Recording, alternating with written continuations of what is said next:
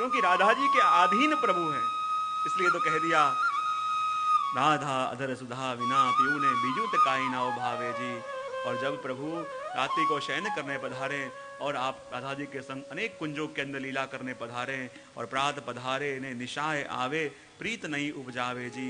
जब दिन में आप पधारे तो उसमें भी वात्सल्य भाव और खंडिता का भाव दोनों भाव हैं, और अलग अलग रसों का दान, अलग अलग रसों की अनुभूति प्रभु दोनों को करावें। और आगे 15वीं पंक्ति के अंदर वर्णन करते हुए गोपाल दास जी कह रहे हैं, माता नो मन रंजवा प्रभु आरोग्य बहु स्वाद जी, सुगंध बीड़ी कर धरी ने उठ्या नुपुर ने नाद जी।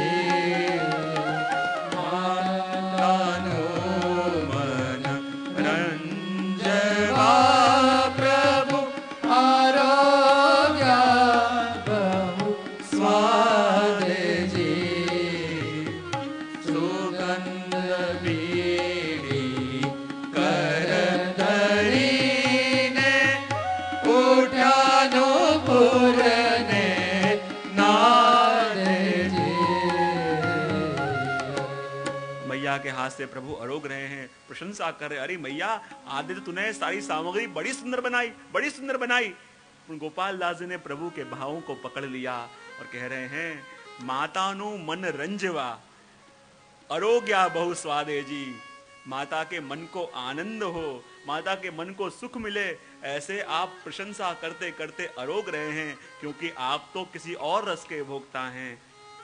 और जहां प्रभु आरोग रहे थे, शयन का समय होने की तैयारी में थी और स्वामी जी शैया मंदिर के अंदर पधार चुके थे। शैया मंदिर से बाहर मुख निकाल निकाल के देख रहे हैं कि प्रभु को पता चला कि नहीं मैं आ गई हूं, प्रभु को पता चला कि नहीं मैं आ गई हूं। लेकिन प्रभु तो मैया की प्रशंसा कर रहे हैं, सुंदर सामग्री आरोग रहे हैं, लेकिन बहुत देर हो गई। राधा जी व्याकुल व्याकुल शैया मंदिर में बैठे हुए हैं, प्रभु को पुकारना चाहते हैं, प्रभु सुन नहीं रहे। माता नु मन रंजवा प्रभु आरोग्या बहु स्वादे जी, सुंदर स्वाद लेके सामग्रियां आरोग रहे हैं। और जहां सामग्री आरोगते राधा जी ने अंदर अपनी पायल छनकाई कि प्रभु जाने तो सही मैं आ गई हूं। और जहां शैया मंदिर के अंदर आपने चरण को छनकाया और जहां राधा जी के पायल की छनकाहट आपके कानों तक पड़ी और आचमन करने के लिए प्रभु ठहरे नहीं, बीड़ा आरोगने के लिए ठहरे नहीं, एक हाथ में आचमन की झारी और एक हाथ में बीड़ा लेके शैया मंदिर में भागे प्रभु। कब से विराजे हैं, जो अवेर हो गई, पता नहीं क्या शिक्षा करेंगे। अभी तो आरोग रहे हैं और जैसे ही राधा जी के चरणों के पायल की झनकाहट शैया मंदिर में से आई, प्रभु ने आचमन भी नहीं किया और एक हाथ में आचमन की झारी और एक हाथ में सुगंधी बीड़ा, दोनों लेके आप शैया मंदिर में भागे, राधा जी के पास गए और राधा जी ने प्रभु को आचमन कराया और सुंदर पान का बीड़ा अपना अजरामित करके ठाकुर जी को आरोगाया। माता नो मन रंजवा प्रभु आरोग्या बहु स्वादे जी, सुगंध बीड़ी कर धरी ने उठ्या नुपुर ने नादे जी। राधा जी ने आचमन करा के मुख वस्त्र कराया, मुख वस्त्र करा के वो सुंदर पान की बीड़ी ले राधे गिरधर जो पठाए, अपने मुख की सुंदर बीड़ी। और जहाँ सुंदर बीड़ी राधा जी ने ठाकुर जी को अरुगाई और वही दर्शन यहाँ गोपाल दास जी कर रहे हैं। उसके बाद 16वीं तूक के अंदर अपन प्रभु के शयन के दर्शन करें।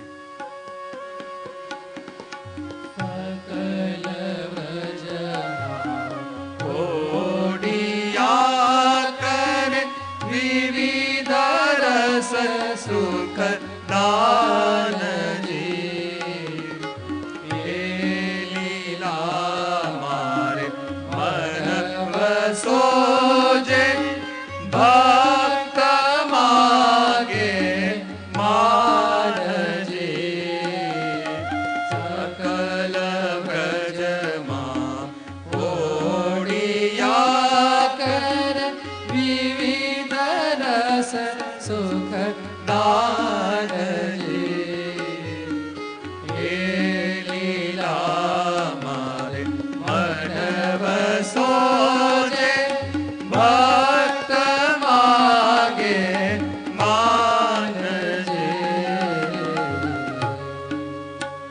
सकल व्रजमा पौड़िया करे विविध रस सुखदान जी। ए लीला मारे मन वसो जे भक्त मांगे मान जी। और जब ठाकुर जी की आंखें मैया ने देखी भारी भारी होने लगी हैं, मैया ने सोचा अब प्रभु के पौड़ने का समय हो गया। सुंदर सैया के पास गए, वहाँ सुंदर अत्तर लेके सैया संवारी, ठाकुर जी को पौड़ाया और सुंदर हल्की दुलाई लेके ठाकुर जी को मस्तक तक उड़ा दी। ठाकुर जी को जब पौड़ावें और दुलाई जब उड़ावें, वो पूरे श्रीअंग के ऊपर आती है। चाहे गर्मी हो तो हल्की दुलाई आवे, पर ठाकुर जी को पूरे श्रीअंग के ऊपर दुलाई आएगी, क्योंकि ये लीला अपने लिए विराम हुई है और वजभक्तों के नहीं है। क्योंकि वजभक्तों के सेवा का समय प्रारंभ होने वाला है और वो लीला देखने का अधिकार अपना नहीं है। इसलिए जब ठाकुर जी को पौड़ावें, वो दुलाई पूरे मुखारविंद को रख के आपने पौड़ाया। मैया को लगा ठाकुर जी पौड़ गए, पर सकल व्रजमा पौड़िया करे विविध रस सुखदान। और ठाकुर जी जैसे मैया ने उड़ाया और अनेक अनेक कुंज निकुंज प्रकट हुई और अनेक अनेक जीव जो प्रभु के लिए व्याकुल थे, प्रभु उनके पास जाके उनको अलग अलग रसों का अनुभव कराने लगे। गोपाल दास जी कह रहे हैं, ए लीला मारे मन वसो जे भक्त मांगे मान जी। और प्रभु जैसे जैसे भक्त भी आपके आगे मान करता, और प्रभु आपने भक्तों को उनके मान के अनुरूप उनके मनोरथों को पूरा किया। हे प्रभु कृपा करो और उसकी कुछ अनुभूति प्रभु हमको भी कराओ। ये बात आपने करी और यही वर्णन करके अपन आगे 70वीं तुक के पास बढ़ते हैं, क्योंकि वर्णन एक एक पंक्ति ऐसी है, अगाध है, एक एक सागर को कितना उलेच सको। छठे आख्यान की एक एक पंक्तियां इतनी पूर्ण है अपने रूप में कि एक एक पंक्ति के लिए एक एक दिन चाहिए तो आनंद आवे। 3-3 घंटे एक एक पंक्ति हो तो पूरा छठा आख्यान समझने का आनंद आवे, पर अपन को संक्षिप्त में समझना है, इसलिए हाइलाइट्स देखते देखते अपन 70वीं पंक्ति।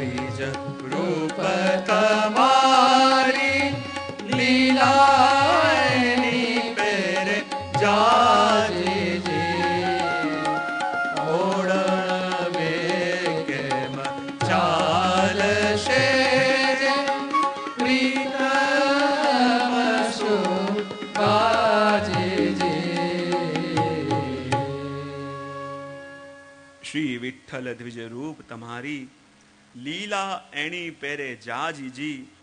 ओढ़वे के मचाल से जे प्रीत अमसु बाजी जी। हे प्रभु, दर्शन गुसाई जी ने कृपा करके कराया प्रभु की लीला का, और यहाँ उन लीलाओं के अंदर श्री गुसाई जी की अनुभूति गोपाल दास जी को हो रही है, क्योंकि जहां जीव की आसक्ति मन वहीं स्थित होता है। जब एक वैष्णव श्री गोसाई जी के पास आया और किसी भागवत के ही एक श्लोक के ऊपर श्री गोसाई जी ने विवेचन किया, पूछा समझ में आया? बोले नहीं। दूसरी बार समझाया, कहा समझ में आया अब? बोले नहीं। तीसरी बार समझाया, नहीं समझ में आया। गोसाई जी ने कहा अब तुम जाओ मेरे शिष्य कृष्ण भट्ट के पास और जाके उनसे ये श्लोक समझो। उज्जैन गए और कृष्ण भट्ट ने जब वो श्लोक समझाया, समझ में आ गया। कहा समझ में आ गया, वहां समझ में नहीं आया। क्यों? उन्होंने इतना ही कहा कि गोसाई जी उस श्लोक को ठाकुर जी की लीला परक समझा रहे थे, पर तेरी आसक्ति तो गोसाई जी में है। जब वो श्लोक मैंने गोसाई जी परक करके समझाया, तब तेरे समझ में आया। क्योंकि जिसकी आसक्ति जहां होती है, और आसक्ति ऐसे नहीं होती, आसक्ति तभी होती है कि जिस स्वरूप के द्वारा अपन को भगवत प्राप्ति होने वाली है। आसक्ति करने से, आसक्ति करने का प्रयत्न करने से कभी नहीं होती। जो जिसके अंगरूप होते हैं उसको वहां सहज आसक्ति हो जाए, क्योंकि आसक्ति का मतलब ही है जो जिसके अंगरूप है और जिसकी सहज आसक्ति उस स्वरूप में हो रही, यानी उसी स्वरूप के माध्यम से उसे भगवत लीला के दर्शन होने वाले। श्री गोसाई जी के ही सेवक चाचा हरिवंश जी, जब रुक्मिणी बहू जी विराज रहे थे गोसाई जी के पास और पूछा, आप कहते हो कि जितने भी आपके वैष्णव हैं वो आपके ही अंगरूप हैं, तो चाचा हरिवंश जी वो आपके कौन से अंग के रूप में हैं? तब गोसाई जी ने कही, वो मेरे नेत्र हैं। और थोड़ी देर